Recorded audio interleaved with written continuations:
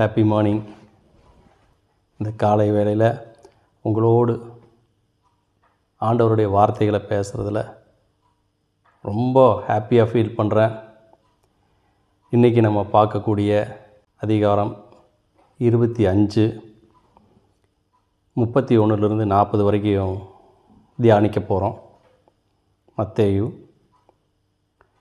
அன்றியும் மனுஷகுமாரன் தமது மகிமை பொருந்தினவராய் சகல பரிசுத்த தூதரோடும் கூட வரும்போது தமது மகிமையுள்ள சிங்காசனத்தின் மேல் வீற்றிருப்பார். அப்பொழுது சகல ஜனங்களும் அவருக்கு முன்பாக சேர்க்கப்படுவார்கள்.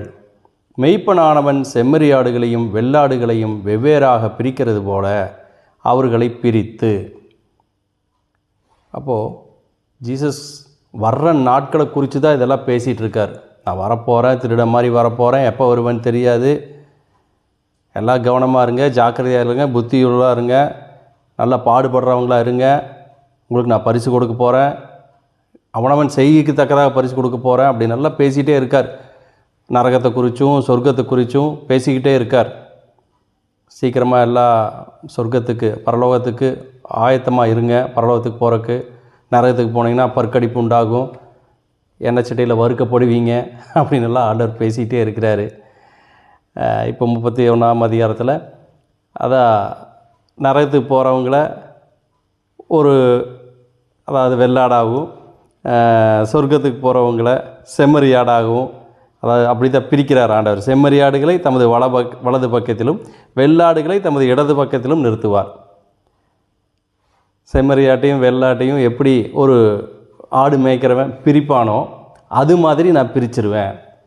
நரகத்துக்கு போகிறவங்கள ஒரு லிஸ்ட்லேயும் சொர்க்கத்துக்கு போகிறவங்கள பரலோகத்துக்கு போகிறவங்கள ஒரு லிஸ்ட்லேயும் நான் பிரிச்சிருவேன்.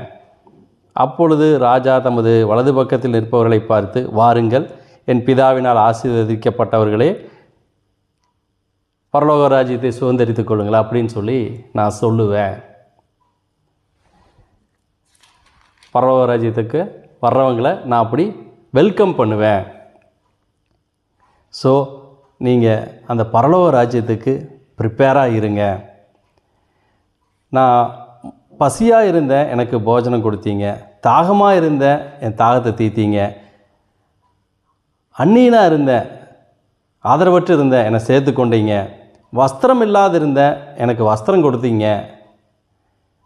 நான் காவலில் வைக்கப்பட்டிருந்தேன், என்னை விசாரிக்க வந்தீங்க அப்படின்னு ஆண்டவர் சொல்கிறார் இயேசு. அப்போ சீசர்கள் கேட்குறாங்க, எப்பொழுது நீங்கள் காவலில் வைக்கப்பட்டீங்க, எப்போ ட்ரெஸ் இல்லாமல் இருந்தீங்க, எப்போ நீங்கள் சிக்காக இருந்தீங்க, எப்போ உங்களை காவலில் போட்டாங்க அப்படின்னு சொல்லி எல்லாம் அவங்க கேட்குறாங்க. அதுக்கு அவர் பதில் சொல்கிறாரு. அப்பொழுது நீதிமான்கள் அவருக்கு பிரதித்திரமாக, ஆண்டவரே, உங்களை எப்போ நாங்கள் இதெல்லாம் பார்த்தோம் அப்படின்னு எல்லாம் கேட்குறாங்க. 40வது வசனத்தில் ஆண்டவர் பேசுகிறாரு. ராஜா அதற்கு பிரதியுத்தரமாக, மிகவும் சிறியவராகிய என் சகோதரரான இவர்களில் ஒருவனுக்கு நீங்கள் எதை செய்தீர்களோ அதை எனக்கே செய்தீர்கள் என்று மெய்யாகவே உங்களுக்கு சொல்லுகிறேன் என்பார். அதாவது தன்னுடைய வேலைக்காரன் மிகவும் சிறியவன் தான், அவனுக்கு நீங்கள் எதை செஞ்சீங்களோ அது எனக்கே செஞ்சீங்க. அவன் பசியாக இருக்கும்போது அவனுக்கு போஜனம் கொடுத்தீங்க. அவன் காவலில் வைக்கப்பட்டிருக்கும்போது அவனை போய் விசாரிச்சிங்க. அவனுக்கு தாகம் எடுத்த போது தாகத்தை தீர்த்தீங்க. அவனுக்கு ட்ரெஸ் இல்லாத போது நீங்கள் ட்ரெஸ்ஸு வாங்கி கொடுத்தீங்க. இதெல்லாம் அவனுக்கு நீங்கள் செய்யலை, எனக்கே செஞ்சீங்க. நீங்கள் என்னுடைய ராஜ்யத்துக்குள்ளே வர்றதுக்கு தகுதி ஆயிட்டீங்க அப்படின்னு சொல்லி பரலோக ராஜ்யத்துக்குள்ளே வர்றவங்களை ஆண்டவர் ஆசீர்வதிக்கிறார். நம்மளும் இந்த மாதிரி நடந்து கொண்டோம்னா நம்மளும் பரலோக ராஜ்யத்துக்கு சொந்தக்காரங்களாக ஆயிடுவோம். நம்ம பிள்ளைகளும் ஆசீர்வதிக்கப்படும், நம்ம சந்ததி ஆசீர்வதிக்கப்படும். God bless you. Amen.